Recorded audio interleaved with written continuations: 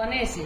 હે વિદ્વાન બ્રાહ્મણો, સૂર્યક્રાંતિને દિવસે કરેલો સત્કર્મ પૂર્વોક્ત શુદ્ધ દિવસ કરતાં પણ 10 ગણું ફળ આપે છે એવું જાણવું જોઈએ। એના કરતાં પણ 10 ગણું ફળ વિષુવ નામક યોગમાં કરેલા કર્મનું છે।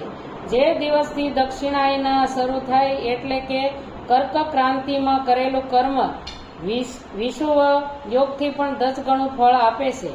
મકર સંક્રાંતિ એથી પણ 10 ગણું અને ચંદ્ર ગ્રહણમાં કરેલું કર્મ એથી પણ 10 ગણું ફળ આપે છે। સૂર્યગ્રહણનો સમય ઉત્તમ સર્વોત્તમ છે। સૂર્યગ્રહણમાં કરેલું સત્કર્મ ચંદ્રગ્રહણથી પણ અધિક અને પૂર્ણ માત્રામાં હોય છે।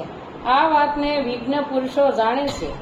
જગતરૂપી સૂર્યનો રાહુ રૂપી વિષયથી સંયોગ થાય છે, એટલા માટે સૂર્યગ્રહણનો સમય રોગ પ્રદાન કરનારો છે। તેથી એ વિષય ઝેરની શાંતિ માટે તે સમયે સ્નાન, દાન અને જપ કરો।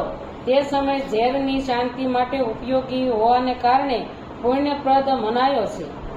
જન્મ નક્ષત્રને દિવસે તથા વ્રતની પૂર્તિનો દિવસ સૂર્યગ્રહણ જેવો જ સમજવો, પરંતુ મહાપુરુષોના સંગનો સમય, સત્સંગનો સમય તો કરોડો સૂર્યગ્રહણ સમાન પાવન છે એવું જ્ઞાનીજનો જાણે છે અને માને છે। તપોનિષ્ઠ યોની અને જ્ઞાનનિષ્ઠ યતિ એ બંને પૂજાને પાત્ર છે, કેમ કે પાપના નાશમાં તેઓ કારણરૂપ છે। જેમણે 24 લાખ ગાયત્રીનો જપ કરી લીધો હોય એ બ્રાહ્મણ પણ પૂજા માટે ઉત્તમ પાત્ર છે। તે સંપૂર્ણ ફળ અને ભોગ પ્રદાન કરવામાં સમર્થ છે। જે અદંત પતનથી બચાવે છે, ત્રાણ કરે છે અને અર્થાંત નરકમાં પડવાથી બચાવે છે, એને માટે આ ગુણને કારણે જ શાસ્ત્રમાં પાત્ર શબ્દનો પ્રયોગ થાય છે। એ દાતાનું પાતકથી ત્રાણ કરવાને કારણે પાત્ર કહેવાય છે। ગાયત્રી પોતાના ગાયકનું પતનથી ત્રાણ કરે છે એટલે તે ગાયત્રી કહેવાય છે। જેમ જે આ લોકમાં ધનહીન છે તે બીજાને ધન આપી શકતો નથી, પણ જે ધનવાન હોય તે જ ધન આપી શકે છે, એવી જ રીતે જે સ્વયં શુદ્ધ અને પવિત્રાત્મા છે તે જ બીજા મનુષ્યોને ત્રાણ કે ઉદ્ધાર કરી શકે છે। જે ગાયત્રીનો જપ કરીને શુદ્ધ થઈ ગયો છે તે જ શુદ્ધ બ્રાહ્મણ કહેવાય છે।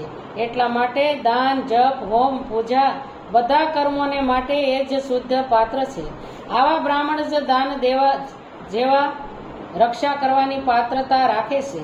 સ્ત્રી હોય કે પુરુષ, જે કોઈ પણ ભૂખ્યું હોય તે જ અન્નદાતાને પાત્ર છે। જેને જેની ઈચ્છા હોય એને એ વસ્તુ વગર માગે જ આપી દેવામાં આવે તો દાતાને એ દાનનું પૂરેપૂરું ફળ મળી જાય છે। એવી રીતે મહર્ષિઓની માન્યતા છે। જે પ્રશ્ન અને યાચના કર્યા પછી અપાય તે દાન અડધું જ ફળ આપે છે। પોતાના સેવકને આપેલું દાન 1/4 ફળ આપે છે।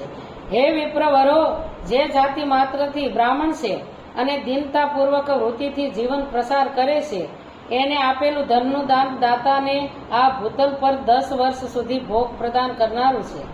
એ જ દાન જો વેદવેતા બ્રાહ્મણને અપાય તો તે સ્વર્ગલોકમાં દેવતાઓના વર્ષોથી 10 વર્ષ સુધી દિવ્ય ભોગ આપનારું હોય છે। શીલ અને ઉક્ષ વૃત્તિથી લાવેલું અને ગુરુ દક્ષિણામાં પ્રાપ્ત થયેલું અન્નધન શુદ્ધ દ્રવ્ય કહેવાય છે। એ દાનના દાતાને પૂર્ણ ફળ આપનાર કહેવાયો છે। ક્ષત્રિયોનું શૌર્યથી પ્રાપ્ત કરેલું અને વૈશ્યોનું વ્યાપારથી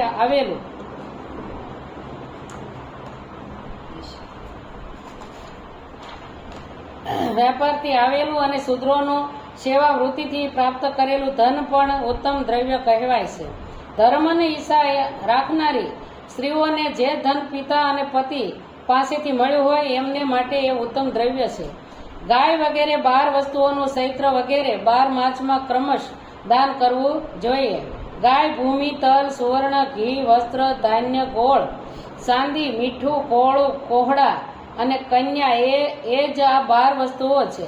આમાં ગોદાનથી કાયિક, ભાષિક અને માનસિક પાપોનું નિવારણ થાય છે અને કાયકી વગેરે પુણ્ય કર્મોની પુષ્ટિ થાય છે। હે બ્રાહ્મણો, ભૂમિનું દાન આ લોક અને પરલોકમાં પ્રતિષ્ઠા આશ્રયની પ્રાપ્તિ કરાવનારું છે।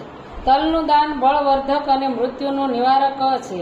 સુવર્ણનું દાન જઠરાગ્નિ વર્ધક છે તથા વીર્યદાયક છે અને ઘીનું દાન પૌષ્ટિકારક છે. વસ્ત્રનું દાન આયુની વૃદ્ધિ કરનારું છે એવું જાણવું જોઈએ. ધાન્યનું દાન અન્ય ધનની સમૃદ્ધિમાં કારણરૂપ છે. ગોળનું દાન મધુર ભોજનની પ્રાપ્તિ કરાવે છે. ચાંદીના દાનથી વીર્યની વૃદ્ધિ થાય છે. મીઠાના દાનથી 6 રસ ભોજન મળે છે. સર્વ પ્રકારનું દાન સર્વ સમૃદ્ધિ સિદ્ધિ માટે જ થાય છે.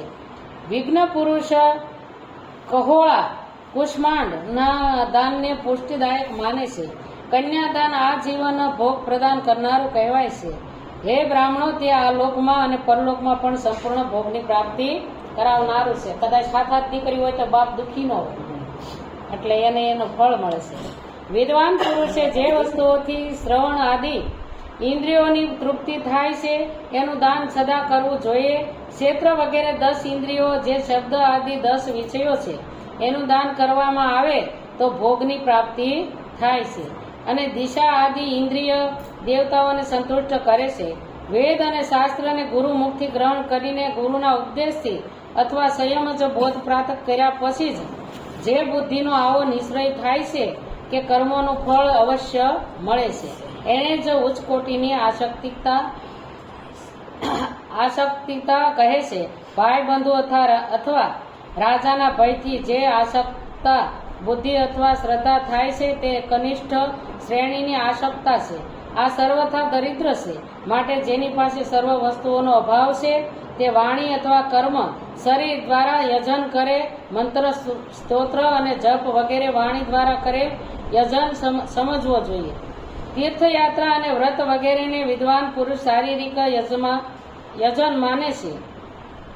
ગમે તે ઉપાયથી થોડું અથવા ઘણું દેવતા અર્પણ બુદ્ધિથી જે કાંઈ અપાય અથવા કરાય તે દાન અથવા સત્કર્મ ભોગોની પ્રાપ્તિ કરાવવામાં સમર્થ છે.